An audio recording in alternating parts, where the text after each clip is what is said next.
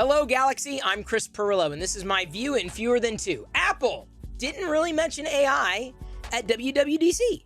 WTF?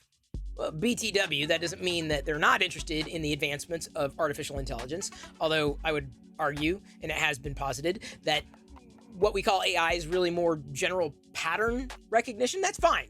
These have been transformative services, and we all know Google is all in on AI, and I'm more than confident that Samsung and the rest of the non-Apple companies out there in the mobile space will be all in on AI. Clear differentiators, very, very powerful in terms of what it can do to transform your experience with these mobile experiences, these devices.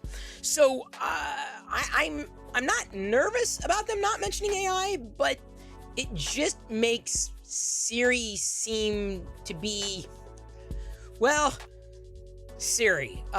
That's not a compliment, by the way. Siri's not been doing great. I mean, they're certainly making adjustments with Siri to try to make it better, but in my estimation, if they don't really double down on machine learning, like really go deep with software in a way that they have not done before, they are going to be further outclassed. Now, I have argued that the general experience on a Samsung device, minus the bloat, is far and away demonstrably better than the experience you might receive on iOS.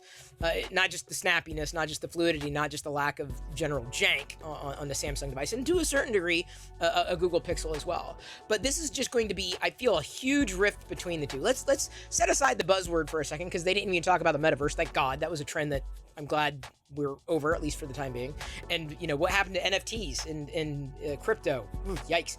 So, Apple, are they in on AI or are they not? Where are they going?